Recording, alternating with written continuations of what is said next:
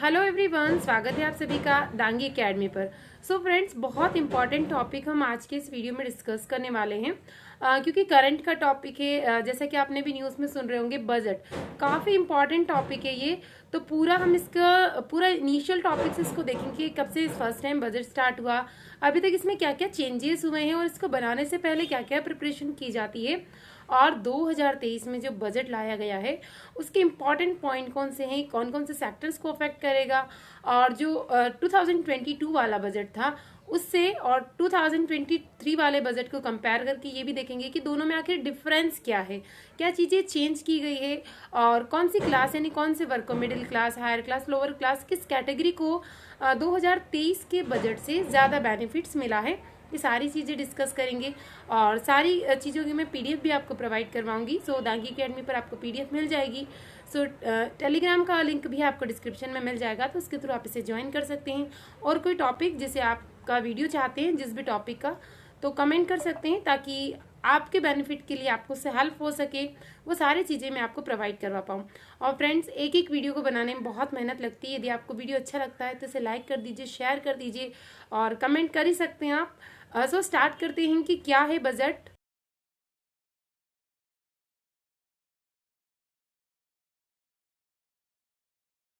है कि जो बजट है आखिर उसकी शुरुआत कैसे हुई, या फिर बात करें कि इस सत्र की, इस सेशन की स्टार्टिंग कैसे हुई।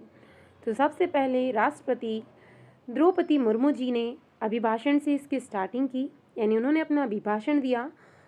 उसके बाद राष्ट्रपति जी ने सेंट्रल हॉल में दोनों सदनों को संबोधित किया। इस समवेत सत्र को संबोधित करते हुए मुझे हार्दिक प्रसन्नता हो रही है।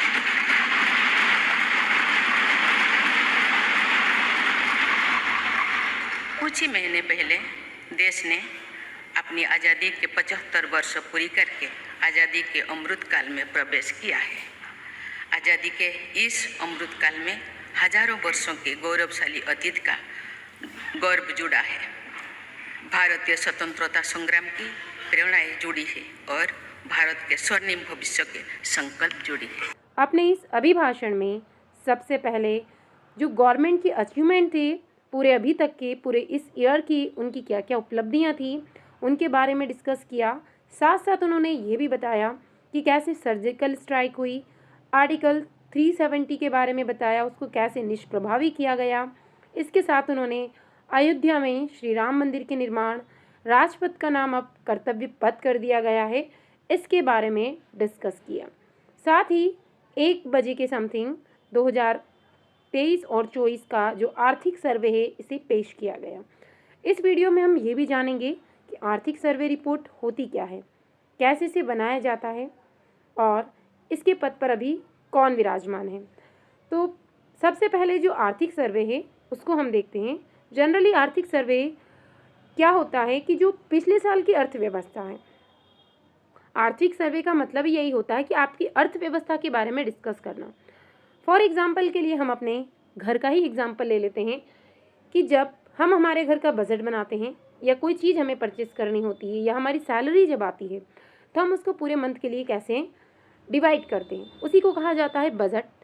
उसी के लिए सबसे पहले ये चीज़ें डिस्कस की जाती है कि अगर आपके पास कोई लोन है, या आपको बच्चों की स्कूल की फ़ीस भरनी है, या आपके घर में शादी या पार्टी आयोजित होने वाली है, और ऑलरेडी जिन चीज़ों पे आपको पैसा खर्च आप कर चुके हैं, लोन यदि चल रहा है, आपके मकान का कंस्ट्रक्शन यदि चल रहा है, सारी चीज़ें उसमें इंक्लूड की जाती है।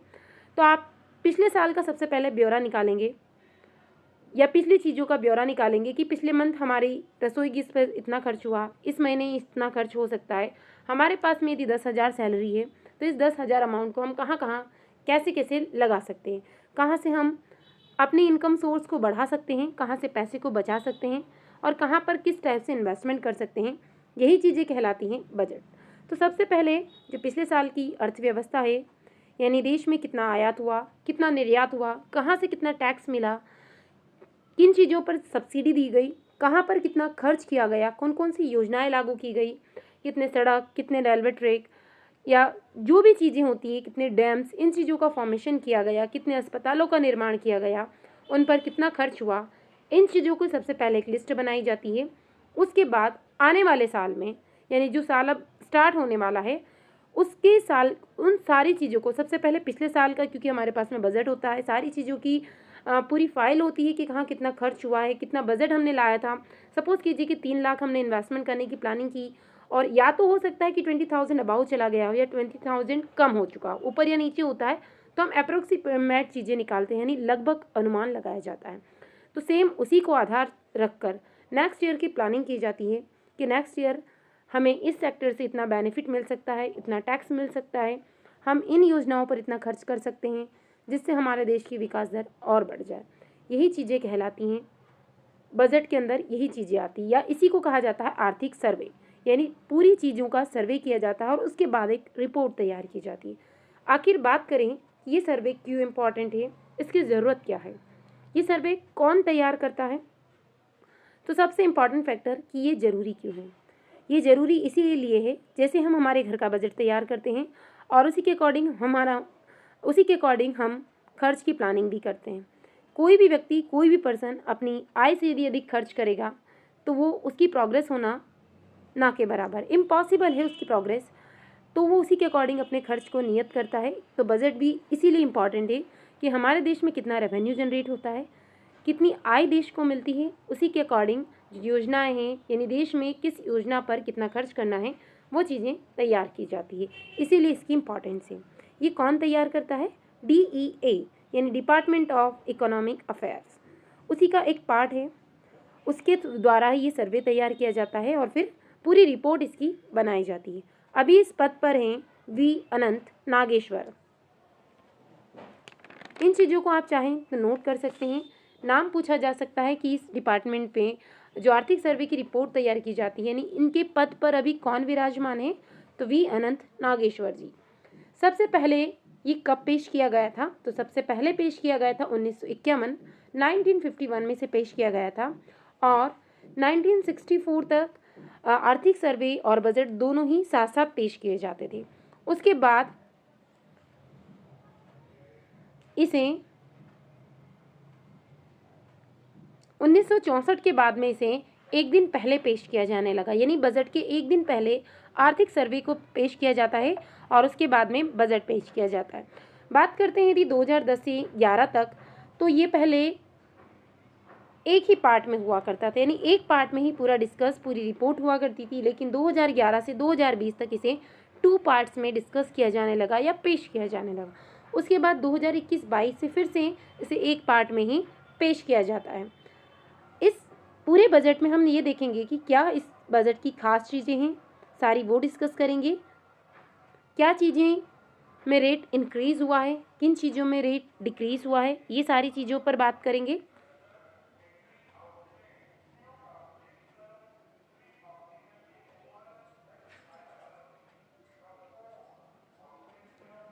तो सबसे पहले ये देखते हैं कि जो वित्त मंत्री जी हैं उन्होंने सरकार के बारे में भी क्या कहा है। तो वित्त मंत्री जी ने कहा कि 2014 से सरकार के जितने भी प्रयास थे, उन्होंने ये प्रयास किया कि जो हमारे देश के मेंबर्स हैं, नागरिक हैं, उनके जीवन को, उनकी लाइफस्टाइल को और बेहतर बनाया जा सके, यानी इम्प्रूवमेंट उनके लाइफस्टाइल में लाया जा सके।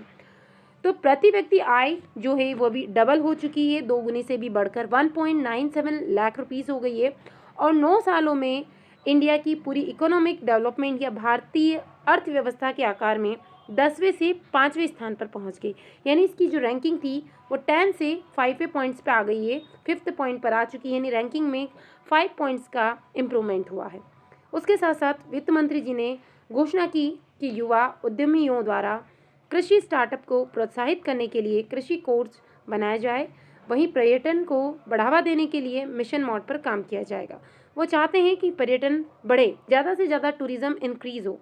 और अगले साल जब लोकसभा चुनाव होंगे तो चुनाव होने के चलते मोदी सरकार के लिए बजट बहुत ज़्यादा इम्पॉर्टेंट है।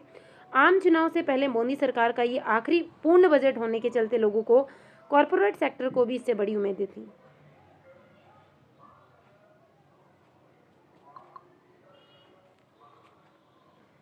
तो बात करते हैं इस बजट में जीडीपी यानी ग्रोथ डेवलपमेंट जीडीपी, जो कि 6.0 से 6.8 तक रहेगा।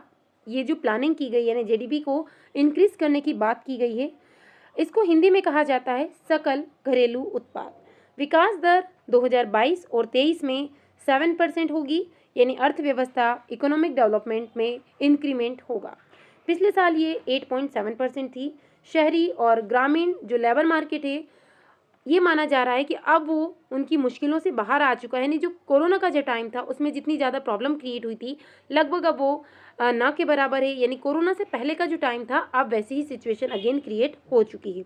बेरोजगार अनएम्प्लॉयमेंट 2018 और 19 के 5.8% से ये अब घट चुका है और 2020 और 21 में ये 4.2% अब हो चुका है। अनाज प्रोडक्शन की बात करें यदि यानी अनाज उत्पादन की 2021 और 22 में ये इंक्रीमेंट हुआ है, इसमें इम्प्रूवमेंट हुआ है। तो ये अब हो चुका है 31.57 करोड़ लाख टन, यानी काफ़ी ज़्यादा इंक्रीमेंट इसमें हुआ है, प्रोडक्शन इंक्रीज़ हुआ है। और बात करते हैं यदि अप्रैल से दिसंबर के बीच की, तो 2022 के दौरान व्यापार निर्यात 27 लाख करोड़ रुपीज़ रहा है।